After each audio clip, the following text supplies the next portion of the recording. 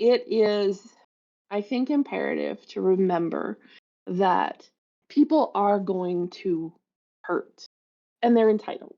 They're absolutely entitled to be mad and grieving and everything else. And you sometimes can't do anything to fix it. All you can do is be there.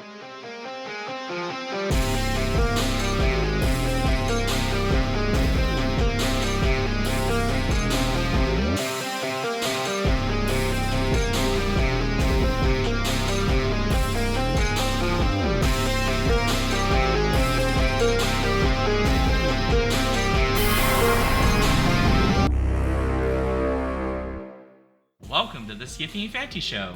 And I don't know about you, but I am not willing to give up this dream all of us have worked so hard for, just so someone else can use us for their ends. I'm Sean. I'm Trish.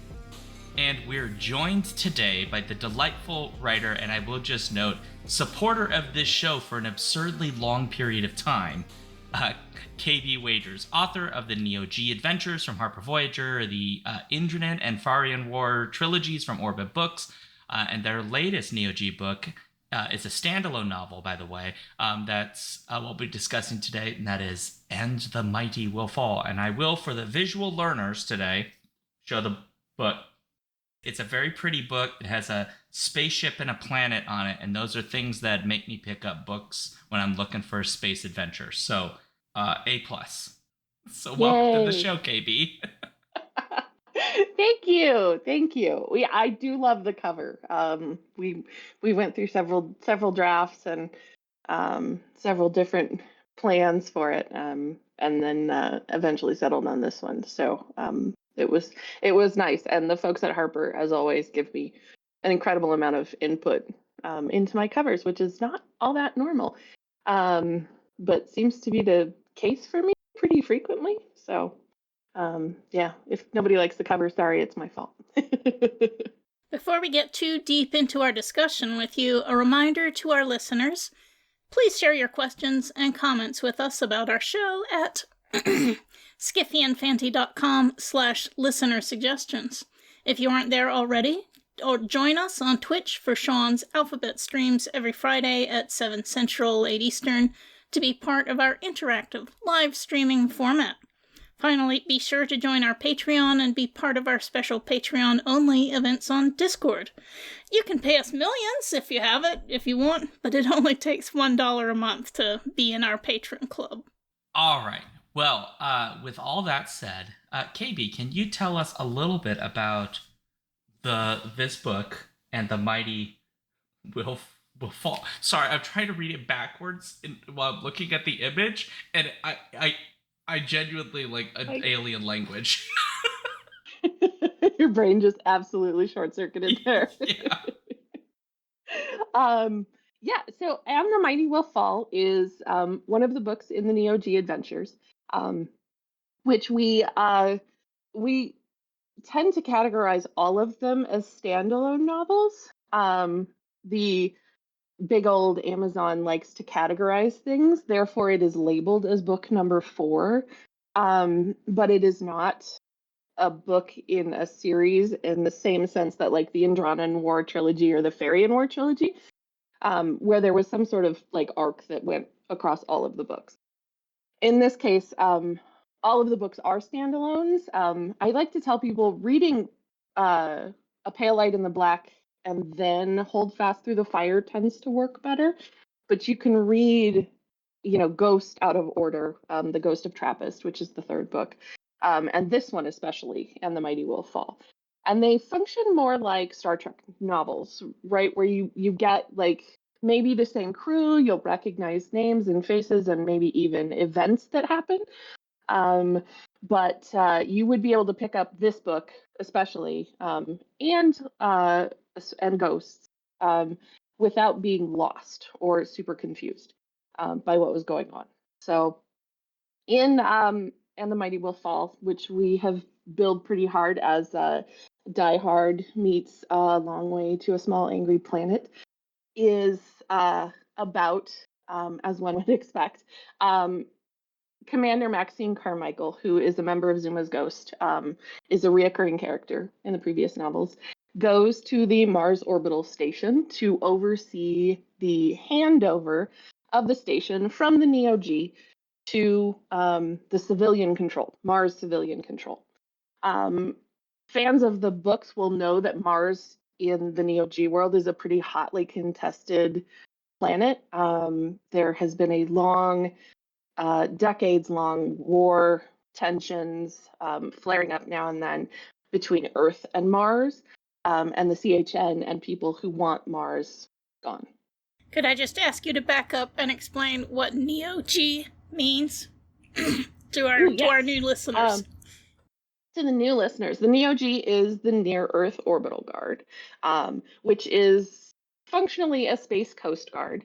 They patrol the area in our solar system and also the area around the TRAPPIST planets, 37 point something light years away from us, which is places that humans have settled and are currently living. So their mission is to keep people safe. They also do traffic control, they do smuggling, pickups, things like that. So the crew of Zuma's Ghost, who is sort of the major players in the Neo-G, are responsible. They are part of an interceptor crew that is sort of like a fast boat crew for anybody who knows anything about the Coast Guard, which is a smaller vessel. It's designed to get in and out and do things quickly. So, yeah, as one might expect, Max gets to the station, things go to shit. And next thing you know, she finds herself trapped on the station with a bunch of hostiles and has to John McClane her way out of it.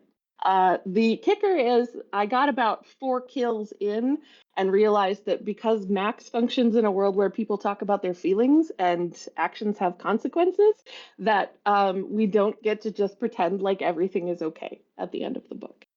So you're also dealing with a lot of, like I said, consequences of choices. Decades-long wars between people are never solved easily.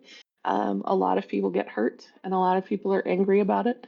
And so, yeah, it is both a fun action book, but also there's some pretty weighty bits in it. And through it all, Max is really just kind of trying to keep herself and the civilians and other military members who are trapped on board safe.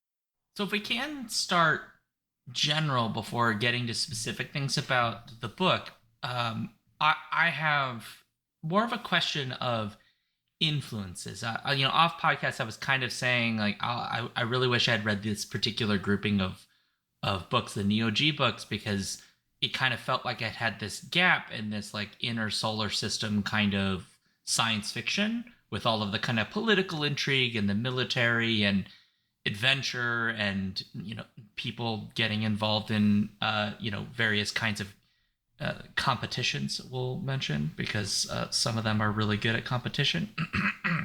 But I was kind of curious for you, where would you say some of your influences for the sort of military space opera type writing kind of comes from, or where it comes from, I guess, in its broadest sense? I'm kind of curious about that. I think it comes from a lot of places. I mean, I've watched I watched a lot of public television growing up because we lived like out in the middle of nowhere at a time when cable wasn't a thing that you wired, 20 miles outside the nearest town. So we grew up watching like British science fiction, right? Doctor Who, Red Dwarf, Blake Seven, like all of the classic stuff. And I feel like even though Doctor Who is not necessarily a military show, you always did like, see quite a bit of influence, especially during the Tom Baker years, when they brought the Brigadier in and did all of that, during Tom Baker's run. A lot of the other big influences are my grandfather was Army Corps of Engineers. Fought in the Philippines during World War II. We talked a lot about military stuff. I've always been really super interested in it. And then, of course, Star Wars, Star Trek, both of those things, that was stuff that I watched growing up. So it's all has heavily influenced, I think, a lot of the things that I do. And even though I was never in the military, I know a lot of people, a number of my family members, a lot of my friends. My partner was in the Air Force for a number of years, so it's always been something that's sort of been in my vicinity, orbiting that area, and it tends to influence a lot of that. The Neo-G itself was actually a brainchild of David Pomerico, who's my editor at Harper Voyager, and he is the one who approached me about writing these books from the get-go. So, shout out to him for the seed of the idea, and also for basically giving me some of the best, here's an idea and go. And I got to do pretty much whatever I wanted. And we had one of the most hilarious conversations we had early on was him saying, military science fiction is generally super conservative. And I said, so queer it up, right? And he was like, pretty much. And, so we get a service, and we get a future that is much more inclusive and much more open, and really just lets people live their lives and be really, really good at their jobs while they're doing it. I'm glad you raised that there. I'm sure we're going to need to talk about uh, trying to write a progressive military, which I want to come back to. But I want to first get to one last slightly more general question, and then maybe we talk progressive military, because I'm curious about that. Coast Guard is, of the militaries typically represented in science fiction literature, or any literature for that matter, typically not perceived as the sexiest of the lot. I don't think that's fair, but frankly, when we talk it's like Army and Marines and the Navy and things that go boom. And you've chosen this, as you'd mentioned earlier, kind of this analog to the Coast Guard in a space context, which actually kind of makes it even more sexy than I think how people would give it perceptions for. And I guess I'm kind of curious, what specifically about Coast Guard? You mentioned kind of your own relationship to the military. You'd mentioned Air Force and Army Corps of Engineers and these kinds of things. I'm kind of curious where the Coast Guard analog in particular got the most interest for you. Again, that was David's idea. He wanted to do something with the Coast Guard for exactly one of the reasons that you mentioned, that it's not something that gets talked about very much. It's not something that is necessarily considered very glamorous. It is, however, logistically makes so much more sense for patrolling the inner solar system. You look at the Navy, and in terms of the work that they do on planet Earth is a much broader mission statement, right? Whereas the Coast Guard is really focused on protecting the coastlines, protecting people around the coasts, rescuing people. That is their mandate. And so it gave us an opportunity to really focus on the people in the story, which quite frankly is, one of the reasons that David approached me is because I do that really well. I like to talk about the fact that I like to write science fiction that's accessible to people who normally wouldn't read science fiction, who are kind of scared off by 15 pages of a description of how the warp drive works. Or, I don't care about the science, or I don't care about telling people about the science so much as I care about making them watch the explosion and caring about who might be hurt in it. And that's a personal preference. Some people really enjoy the hard sci-fi. I never have. I'll frequently would find myself getting really frustrated in a book where you're in the middle of a big battle, and it's and the missile slammed into the ship, and then you get 15 pages talking about how the missile functions, and I'm like, but what about the hero? I'm flipping through the book, trying to get to the next scene because I don't care. I don't care how it works. I trust that it works. If you're writing about it, then I assume that you have some basis in like the technical aspect of it, and it's fun to put little bits in, right? I enjoy like talking about some of that stuff, like the a.k.a. white drive in the Hale books is based on a theoretical concept of faster than light travel. But yeah, I don't want to get like too heavy into it. So the the Neo G, the Space Coast Guard, it also gave me the opportunity to like, that's the running gag, right? That they're all kind of washed up cops or like fresh faced newbies and people who don't really, and the rest of the services kind of look down on them and think that they're um, not necessarily worth anything. I mean, they were like brought into existence by a sort of renegade senator from the CHN and a woman who had fought against the CHN in the early days, and was considered a war criminal, uh, which is, I don't know if it's a story I'll ever get to write, but it was such an interesting like background piece that I came up with, and it's mentioned briefly in Ghosts of Trappist. I actually went back in while we were doing copy edits to add this character in because I was like, wait, I need to make her canon. So click here. Trish, do you want to jump in? I can bring us to another question, but I figured I have already asked two, so. A lot of my questions are specific to the book itself, but Please do. And some of those have been, well, some of the early ones have already been addressed, so I'll just jump in. I'm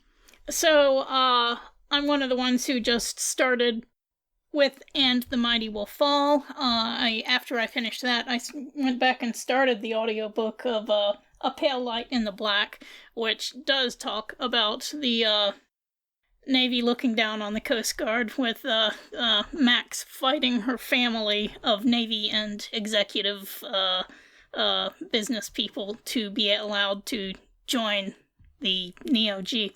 And I'll just stop a second and say I found it quite easy to jump right into "And the Mighty Will Fall." So yeah, I'd say it certainly does qualify as a standalone book.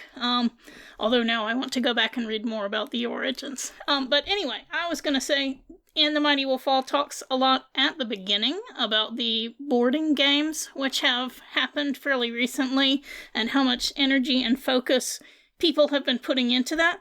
And then pretty quickly after that, the plot turns out to be about deaths and terrorism. So, would you say that the tone of this book is markedly different from the original 3 books you've written in this series? Wildly. I mean, there's a lot of death and grief in especially Hold Fast Through the Fire, and then there's more discussion of it in Ghosts of Trappist as well. But this book was so vastly different in a number of ways. The first 3 books cover the almost a full year of time. And the very first one, Pale Light in the Black, is also centered very heavily on the boarding games. So I jokingly call that the sports book. I did not set out to write a sports book, but somehow we ended up there, because the boarding games were also kind of a standing piece, foundational piece that David wanted in the books. And so once again, I got to decide like what the events were going to be. And the boarding games, for folks who don't know, is it's an inter-service set of games. It's sort of like hyped up like the Olympics almost, in that you have the competing teams from the Army, the Marines, the Navy, the Air Force, and from the Coast Guard. In the first book, the deal is that the Coast Guard has never won the entire event. They have won individual events, but they have never won like the overall prize of the boarding games. So yeah, the first book is very much the sports book, and there's sword fighting, there's cage matches, there is a hacking competition, there is what they call the boarding action, which is like laser tag, fight another team type of thing.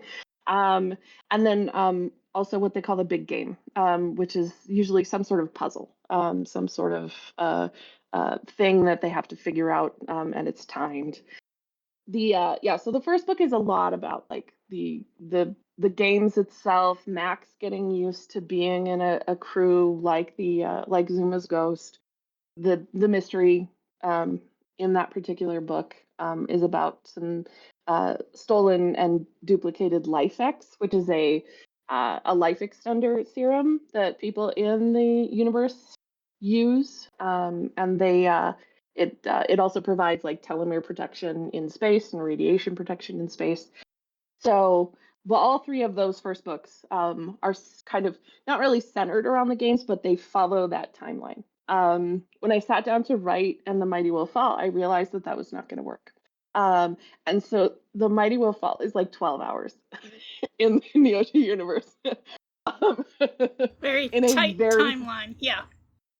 very fast clip. And we had a conversation about it at the beginning, because I was like, David, I can't get the boarding games in here and keep like do the pacing that we want for it. And so that was why like basically you just see the beginning.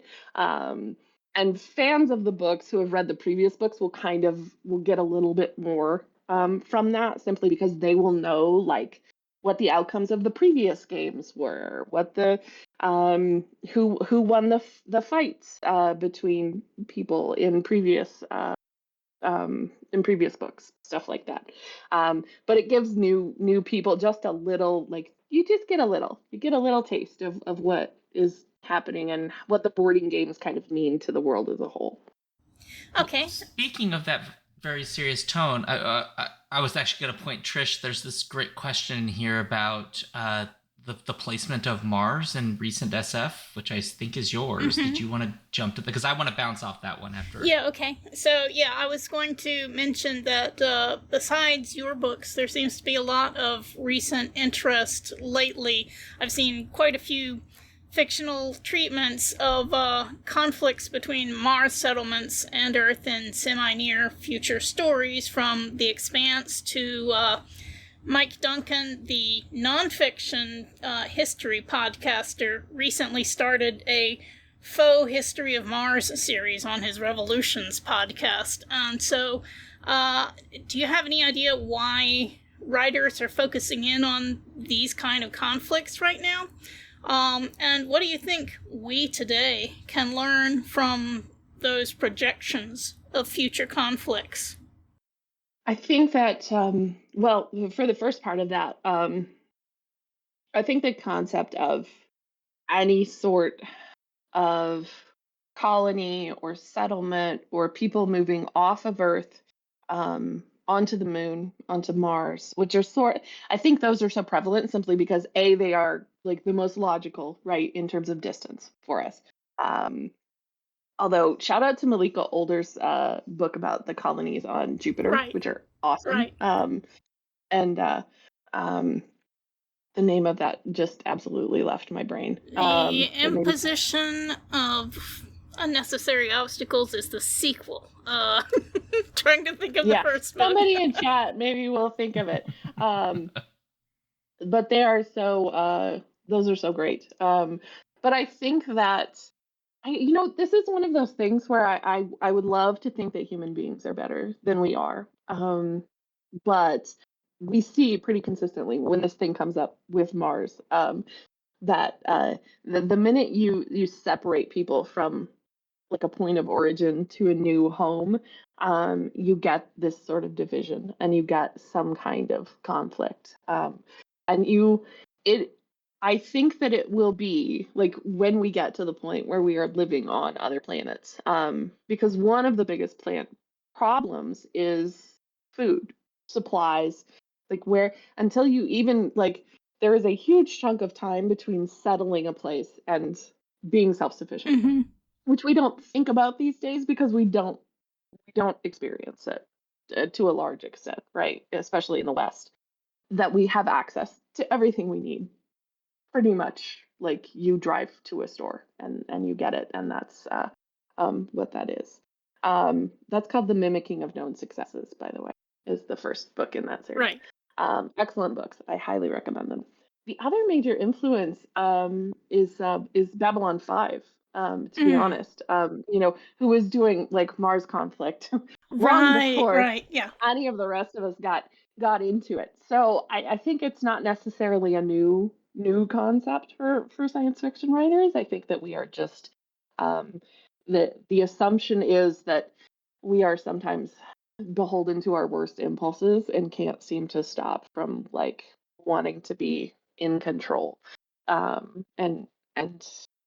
not letting people choose um, their own paths forward and their own destinies, which is in the Neo Geo universe, and I think a lot of other books really is always sort of that main conflict, right? We see it in Ghosts of Trappist also, where the people of Trappist are also kind of fighting against the CHN, with a I think an even like better argument in terms of we are so far away from you, like we need to be able to dictate our own destinies and our own um, like daily lives without having to like deal with input from you when you're 37 Mm. light years away from us. Mm-hmm. So, in talking about the Mars issues, something you'd mentioned a little bit earlier in describing the book, in some of sort of themes around this book, one of the things that I think really stands out here, and I suspect that you this is one of the things you felt were rather prescient about the book, even though it maybe wasn't what you intended, was this very important point that comes up right from the beginning and kind of follows as a through line, which is, the decisions that people make in the past have reverberating consequences. Mm-hmm. And those necessarily lead to more reverberating consequences. It ends up being like this cycle of, in this case, a lot of violence and pain and suffering, and people have lost loved ones, and that just continues and continues and is perpetrated, again and again and again. And in doing the thing that you think is ultimately right, you're effectively continuing that cycle, because now you've created another group of people who, to put it very bluntly, might want revenge. And so I'm very curious about kind of your approach to sort of dealing with that very politically fraught and difficult subject, in this book in particular. And that's kind of my question. Like, what was your approach for dealing with that? Yeah, and this was written obviously well before last year. Like one of those constant heartbreaking things. And this one even more so. I was joking earlier about the like climate change thing and the collapse and everything else, but this one definitely hits so much harder. I think, and it is one of those things where you have to be so careful. And I'm obviously talking about a fictional thing, Mm-hmm. right? But there are people who are going to read this and very much see current events. And actually got a really, really lovely compliment from a friend of mine who was talking about that, like they just finished reading it, and the current events in the Middle East are obviously super heartbreaking and very very close to them. And they were like, I was not prepared, but it was really they thought that it was well written, um, Mm. which is important because at the end of the day, there are people, like living, breathing people, right, involved in this. Um, and there is, as much as we might wish it, there is never an easy answer.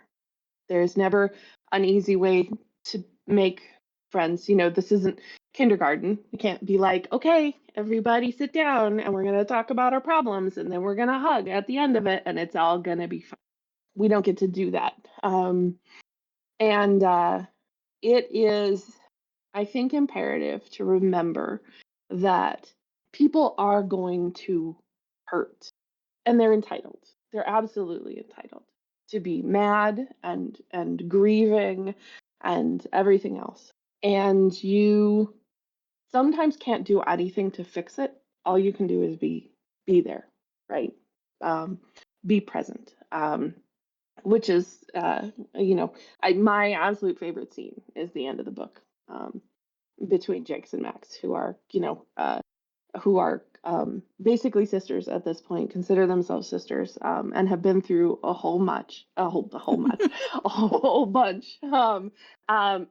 And it's great. Trish, I'm excited for you to see like where they started because it is so different Uh-huh. where they started from where they end up.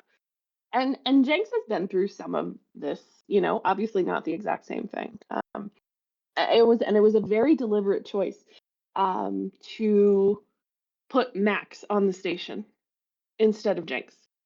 When I was first talking about the book, on social, and everybody was super stoked, and there was so much flying around. They were like, "We're gonna see Jenks go John McClane," and I was like, "No, you're not." And in fact, like I wanted to put her on the station a lot sooner. And David was like, "You need to hold off like as long as you possibly can to give Max time to do like what needs to be done here and what's going to happen to her." Like we didn't want Jenks to kind of jump in and take the brunt Right. of the Mm, not only the physical aspect of it, but the emotional trauma, Mm-hmm. that Max yeah. goes through, because it was really important kind of for her to see that, and see it firsthand as someone who grew up in privilege and grew up like not really touched by the war in Mars. Right. So yeah, it was difficult, like no lie. And I don't know if some people will probably disagree and think that I didn't do a good job talking about such kind of a fraught subject. But I some people have, and so that's sort of where you end up is you hope that you have done the best that you possibly can dealing with a subject that emotionally compromised. But you also have to like sit with the fact that like some people might not, and some people might be hurt by it. Mm-hmm. To some degree, though, I mean, if we're being true to the stories we're telling, if you're going to have these kinds of, it sort of feels cheap to sort of have like, oh, we just did, like a bunch of people died and like, none of it matters. Like, let's just move to the next thing. It feels sort of like, sometimes we watch disaster films and like, yeah, as a spectacle, they're really beautiful. But the question is always like, but do the deaths in a disaster film matter? Or are they just sort of, we're just watching like CG imaginary people die and it's not really people anymore.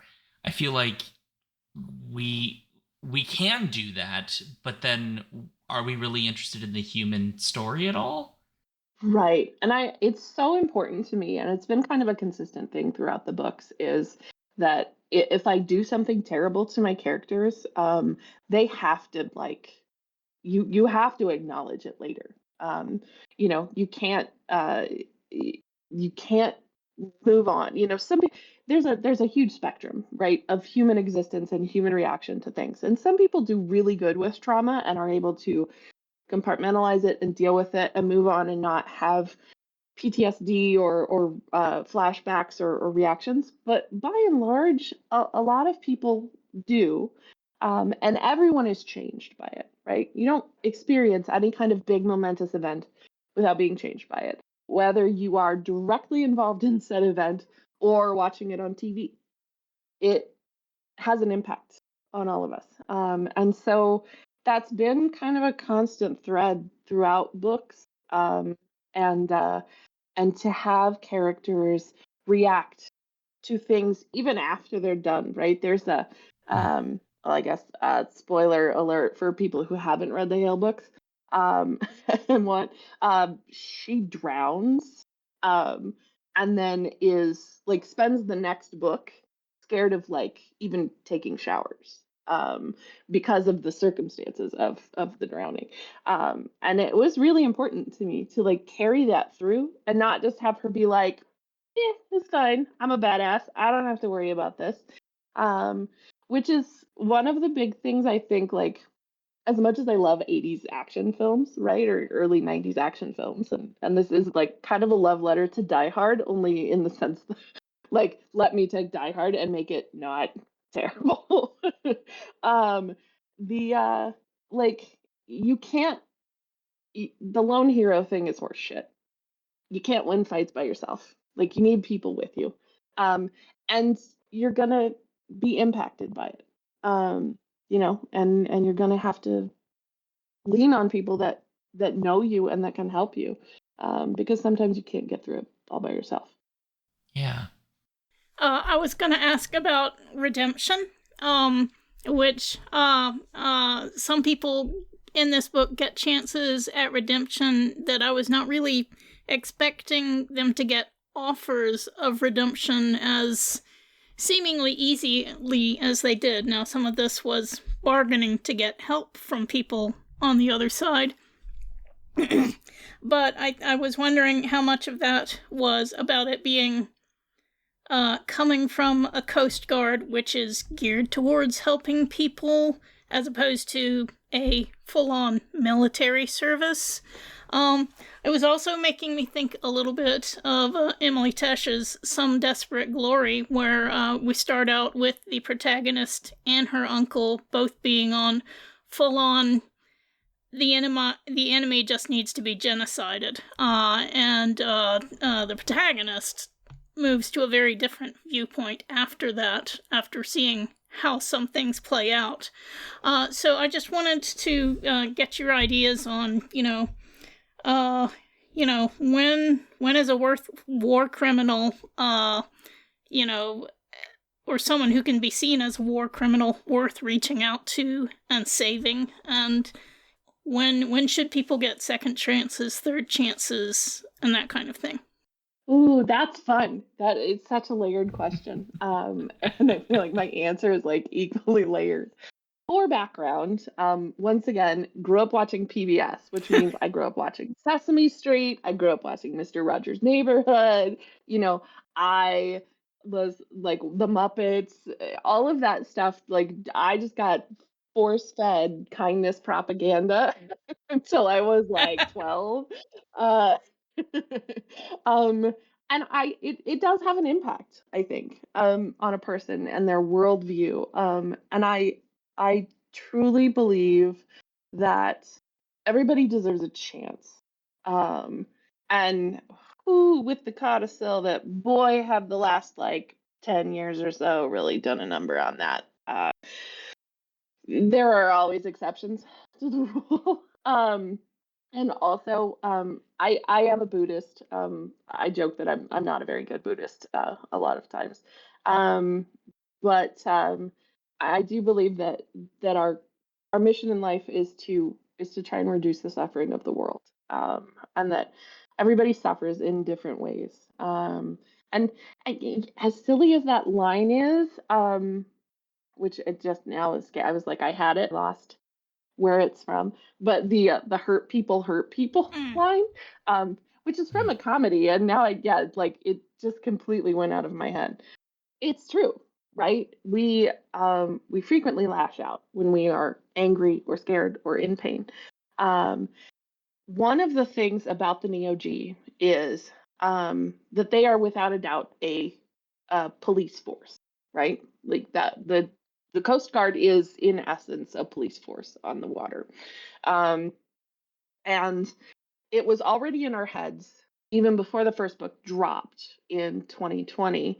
But even more so as we were working on the subsequent books, post George Floyd, post Black Lives Matter, um, all of the stuff that happened in 2020 and the continued brutality of the police force. Nobody who knows me is not surprised that I am a pretty vociferous opponent to policing in America as it stands now.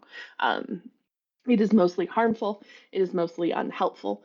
And what I wanted to do was make sure that the Neo G was seen as a police force for the 24th century.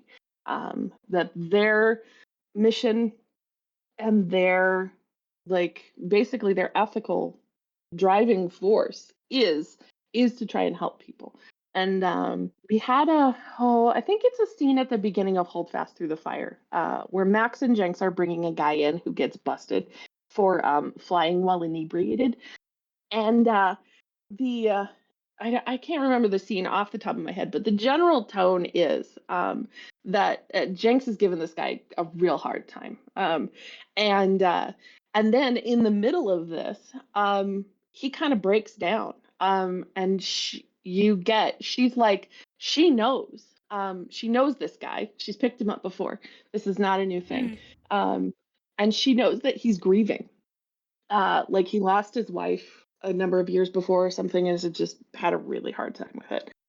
And so there's this moment where you get like hard ass Jenks, who generally is like emotionally closed off and doesn't really like talk about her feelings and likes to punch people rather than have a conversation, has this really nice moment with this guy where she's like, I know this is hard, man, but you can't put yourself and other people in danger when you're doing this. So, and there's a lot of talk too. My dad sometimes is like, man, your characters go to therapy all the time. And I was like, yeah, because it's good for you. I'm like, I'm not even going to apologize for that. And you read it. So I'm hoping some of it's like sinking into your head.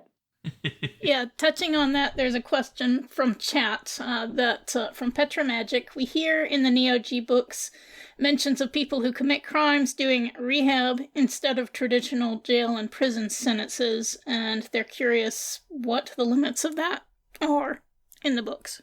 I'm assuming we mean limits like in terms of like what the crimes are. So pop up and tell me I'm wrong if that's not what the question is actually alluding to. But I would say, without getting into like, we don't have 5 hours for me to talk about the justice system in the Neo G world, you know? But a lot of it is so conditional, right? And we do see that in A Mighty Will Fall, where you see the hacker Castle who gets what would be considered a softer sentence, or the two sisters who are on the ground get rehab, versus somebody like I think it's the SEAL pilot who ends up in like military. So it's like sort of a military prison because he is technically Navy. Because there is for anyone who is not familiar, right? Like the military has their entirely separate like system of justice that military members are beholden to. Like they don't get civilian penalties for stuff, or it's usually like, if it is, it's additional. But they get first crack. Military tribunals get first crack at military personnel. So yeah, the limits are, it's so hard to like put any kind of definable thing down. It is very much rooted in my prison in my prison abolition work. Why is my light going off? Nobody knows. Um, all of my other lights are on. All right. Well, at least we're not completely dark. Weird. I know You're good. my overhead light just went off. I was talking about prison abolition. The idea that punitive punishment, corporal punishment, all of that is and has been proven to be ineffective at preventing crime. Again, nobody is past saving, with very few exceptions. I do believe that. I believe that everybody has a chance, and that sometimes all anybody needs is somebody to say like, I'm not going to give up on you, and I believe in you, and I think that you can figure this out and you can do it, and I'm willing to help you. Right. And it's part and parcel of the world of the Neo G and the world that I wanted to build, that is, that is better than the one that we're living right now. All right, I think it's really. Oh, okay. Go, Sean. Oh, go ahead. I was. Oh, okay. Yeah. So, I'll take us to another happy zone. I said I was going to talk about this because I'm very curious about it. As somebody whose lesbian mom was a member of the reserves for a period of time, at a time when which policy was around. So the issue of having a progressive military, which seems, at least the direction many militaries are going at the present, just at a snail's pace and occasionally going backwards. Yeah. it seems like such an interesting idea, but also like a super basic idea, which is it's like, if that makes sense, where it's like, oh, like what would it like integrated, inclusive military, like what would it actually look like, and how would it operate, and how would it accommodate all of these different identities and ways of being and lifestyles and so on and so forth. And I think, as you mentioned very much earlier, that historically, certainly in the last 40 years, military SF has been incredibly conservative, both capital C and low C conservative. I make that distinction on purpose. And so I'm really curious about your thinking process of sort of building a military and presenting a military in essentially a space adventure type narrative world that is exactly this one where all of these different types of people can coexist and operate together. I don't know. Like um it's just it's so much better. Like I have been a lot of people know this already. But I don't read a lot of books, white males. Um by cis white males especially. Um I grew up reading a lot of that stuff. Um and I grew up never seeing myself in any of those books. And we got told so much. Well, if you don't like it, write your own. Here we are. And now they're mad about that too, but whatever, it's too late. It's your own fault. Um, you brought this on yourself. I think that the world is so much brighter, and so much more interesting, when you have people who are different, and when you have people who are willing to understand that people are different, and celebrate those differences and learn from those differences rather than being afraid of them or wanting them to be quiet or not being willing to learn from them because that's not the way it's supposed to be done. The end result of that, is, yeah, when I got when I got to sit down to start making this crew, because a lot of my books tend to start with the characters, right? Um, the I actually like wrote down every single country in uh, the world on a piece of paper, and like put them in a bowl. And now acknowledging the fact that in post collapse Earth there are no countries. It is the coalition of human nations. The countries themselves don't exist as functional governments anymore. Um, the This whole exercise was purely so I could kind of get an idea of like where people would be from, like what they would maybe look like, that type of stuff, where their ancestors would maybe have come from. Um, so and then I pulled five like things out of the bowl. And that, so yeah, that's what we ended up with. um and then from there, like I just sort of let characters like inform me of who they were and what they felt and what they thought like and what they wanted to be called, um, and all of those things, just sort of fall into place as characters are revealed and as they become more and more alive on the page for me. So yeah, I mean, Jenks is a wild, like, oh, we love her so much, but man, uh, she showed up on the page, and then I was like, you gotta like ratchet it down about four notches. And she was like, absolutely not. Um, and so then it was like, Max, you got to step up and talk a little bit more. And Max was like, absolutely not. And I was like, what have I done? A lot of the edits for book one for Pale Light the Black were like us trying to figure out like how can we make Jenks step back just a smidge, and Max has to be like in front, and both of them like refusing to cooperate. So, Well, I have a but question. yeah, it's just Sorry. No, go ahead. From chat about Jinx, but let me frame it first by explaining to new viewers and listeners that Jinx, like many far future science fiction people, has a curious fascination with pre-collapse 20th and 21st century culture.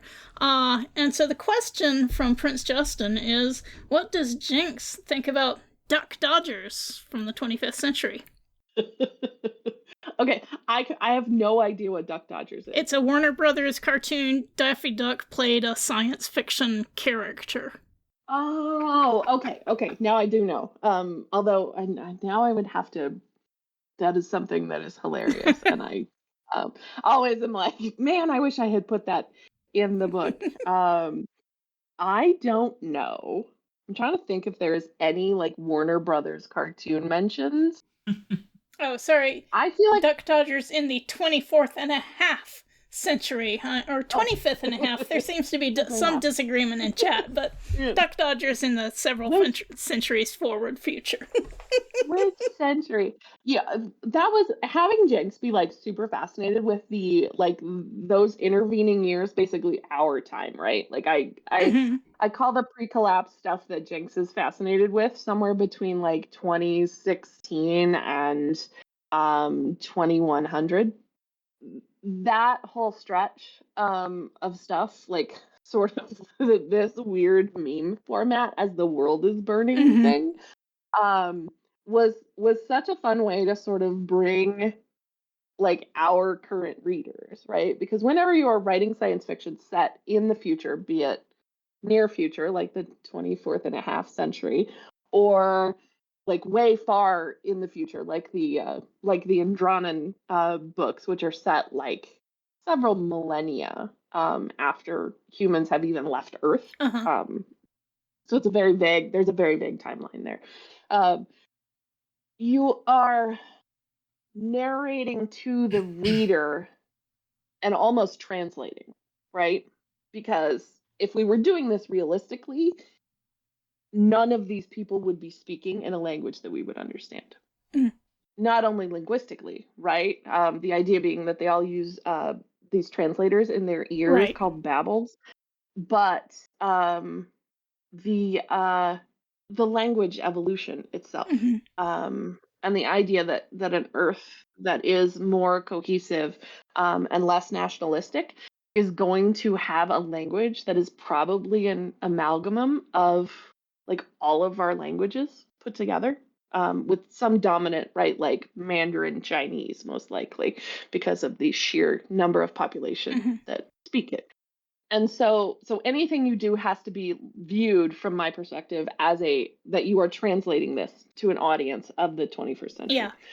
Because otherwise it doesn't make any sense. But that was the fun part, is that Jenks got to be like the bridge there, and bring in all of these little things.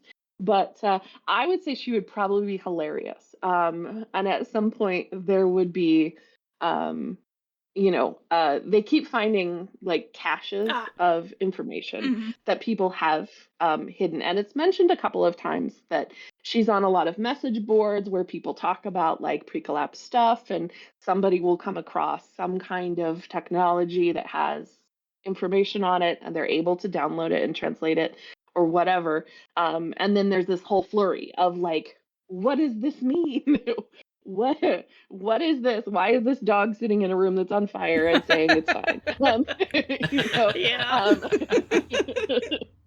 So yeah, I would suspect that she would find Duck Dodgers like hilarious on a like fundamental level, while she's like playing Skyrim, 87 or whatever. Oh man, I could tell you stories about my first time playing Skyrim. Phew. I started that game thinking I could be a kleptomaniac. Turns out, no, that game has consequences. So I was just stealing people's bread. I was collecting cheese wheels, everything. And then suddenly these villagers were like, no, we gotta kill that guy. And so I had to kill some people and like hide the bodies. And now I feel really bad because I killed these people and it was my fault because I stole their bread. Oh man, I moralities in video games is one of the most fascinating topics. Just to spin off for a moment for me. And looking at like all of the different games and how they kind of want to force you into their morality, and you can resist as much as you want, but a lot of times you end up like having to go ahead and do whatever it is. Or there are consequences for it. Like Assassin's Creed Mirage actually has a pickpocket function where you have to steal things from people. Like it's Huh. built into the game, that you have to try and sneak up on them and steal people, or steal things from people that you need for whatever it is the mission that you're doing. So it's really fascinating.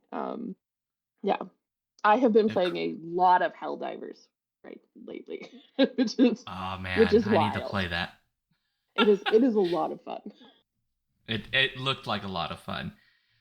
Well, timing wise, we kind of have to wind down. I'm very sorry. Oh no. I'm sorry. Well, I wanted to make sure KB has a chance to tell us a little bit about their other series if they want, and also what you're working on next. Yeah. Ooh, absolutely. So what I call casually the Hale Bristol novels, for anyone in the audience who does not know, is two sets of trilogies. So it's 6 books total. They are all out right now, so there's no waiting. I wrote them all very fast, and in some cases wrote them while I was writing the Neo G books, which I don't recommend to anybody. Don't ever do that if you're like, hey, this seems like it'll be fine. It is not fine, and it was not fine. They are about a princess who ran away from home and became a gun runner. And then she gets dragged back to her empire because her sisters have been murdered and her mother is dying, and she is the only one who can save the empire. She is neither interested in doing this, nor wants to, like, doesn't want to be there, and nobody else wants her there either, including the people who are trying to like destabilize the empire. However, she gets dragged back by a pair of bodyguards, which is a husband team, who are very much interested in keeping her alive and on the throne. So it's Star Wars, sort of like if Leia and Han Solo were in the same body. Um, Ah. it's probably one of the best. Like she has um all of the democrat, or not democratic, all of the, what do I want here? Governmental bearing, the royal bearing, whatever, upbringing, education, all of that stuff, because she left home at like 19. She was hunting her father's killer, and none of the patience for it. Um, so she blows back into town and causes a pretty big ruckus. And the first chunk of books, the Andronin War series, is about her coming home, about her taking the throne, about her trying to find basically who killed her family, Mm-hmm. and trying to stay alive through the whole thing. And then the Farian War trilogy deals with, once again, consequences of your previous choices. She is called in to negotiate a long-standing war between two alien races, um, and it goes about as well as you might think. So Cool. yeah, those were my first books, and I do love them quite a bit, for a whole host of reasons. None, not in the least that Hale's pretty awesome and does not put up with any bullshit from anybody, which is great. She was so much fun to write. I am, in fact, working potentially on a prequel, to those books, that maybe will be out, like late next year or 2026, that details like all of her time in space, Mm-hmm. when she left home. So as basically as a gun runner, which should be a lot of fun.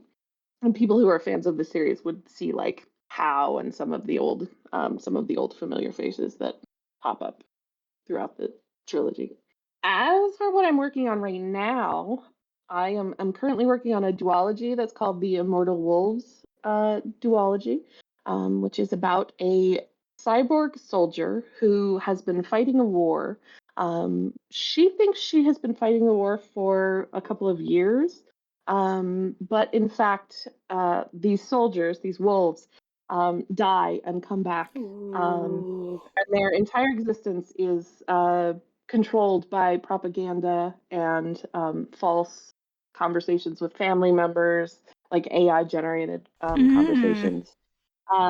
They have artificial intelligence control in their head that like erase memories, insert new memories. Her sister is a senator in the very government that she is fighting for, and they end up at odds with each other, and then um, have to try and stop a war. So the very war that she's been fighting in. So I am almost done with it. We're going to start shopping it out here in the new year. So hopefully somebody will buy it. Sounds pretty cool. And you all will get to read it. Yeah, it's been a lot of fun, and also again terrifyingly prescient. Uh, Yeah. and Annalee Newitz's book, "Stories Are Mm. Weapons," about American propaganda and storytelling, is phenomenal, and also very terrifying. But it's been very cool, and very it's heartbreaking in some cases. You know, when you realize that everything you've been told is a lie, Mm-hmm. and the world has sort of passed you by, and you have to come to terms with it. So that was I was like, this was not supposed to be an emotional book, but I don't know why I get surprised by that. To be Well, if folks want to find you and your things, where might they go to do so? Wow. Because the internet is a garbage fire. I am on Blue Sky, and it's right now it is KB Wagers dot Blue Skies dot social, I think. We were waiting until after the book release to do the like domain thing. At some point it will be kbwagers.com, which is my website. I am also on Instagram most frequently. That is at Midway Brawler. Which is my Jaeger name. For anybody who's curious how that came up. Uh, and there is a KB Wagers. It is my page. It will like redirect you to thing. I just don't use it. I put it in there as a landing. So because the other one was already pretty popular, and I didn't want to change the name because I like it. So I also have a Patreon. You can find it at my website. And I'm on Facebook and stuff, but I'm not really on Facebook. Same, I'm on Twitter. I'm not really on Twitter anymore because it's not safe for me. It's actually locked down. So I recommend you follow me at Blue Sky. That's where I am most active. Cat pictures and such are on Instagram. Blue Sky is hockey and politics and yeah, book talk. Fantastic. Well, KB, thank you very much for coming on to talk about your book. I realize we didn't get nearly as deep as we possibly could, but we also can't talk to you for 6 hours. So, I don't think anybody wants to sit here and listen to me ramble about politics for 6 hours. well, it's been a lot of fun. I appreciate you being here. Yeah, thank you so much for having me. This was a lot of fun. And thanks everybody for tuning in tonight. And if you're watching this later, I do appreciate you spending some of your precious, precious time listening to me ramble and also reading my words. Absolutely. So, folks at home, that's it. If you'd like to let us know what you thought, you've read the book, or you've read other Wagers books, you can go to skiffyandfanty.com/listener suggestions or email us at skiffyandfanty@gmail.com. You can also make suggestions and things if you'd like us to cover something. We are Skiffy and Fanty, most social media places like Blue Sky, Instagram, those kinds of things. We have a link tree that just has links to all our stuff. Which is just linktr.ee/skiffyandfanty. We have a newsletter, we have a Patreon where you can give us all your hard-earned dollars, and we will maybe use it for good causes. That is debatable. We're also here on Twitch, Alphabet Streams, every Friday, usually every Friday, unless something horrible has happened, at 7 p.m. Central. For me, I'm at SeanDuke.net. I also have a link tree which has all of my various socials and Patreon, all that stuff. And my link tree is just /SeanDuke. You can find me all kinds of places. I do all kinds of fun stuff. I'm on the internet. I'm weird. And you can find me, Trish, on Blue Sky at P.E. Matson, on Mastodon at newsy.social/@TrishaYim, and on my blog at whatsthewordnow.blogspot.com, and I also write reviews pretty frequently for skiffyandfanty.com. Yeah, we have a lot of reviews floating on the Skiffy and Fanty blog, so if you're looking for reviews of books, I'm not really involved in that, but we publish a lot, and they're great reviews, so go read them. Okay, well, as is required by the Skiffy and Fanty bylaws, I must make it awkward. And so, in order to do that, I just want everyone to know that I have made a special craft beer based on this book. Wow. It will be fermenting for the next 6,000 years in an abandoned hole that I found in Iowa. I won't tell you anything about it except pumpkins, old sneakers, and chocolate were involved. Well, while you're waiting for that to be unearthed, please, viewers and listeners, take care of yourselves and take care of each other. And on that note, awkward ending and scene.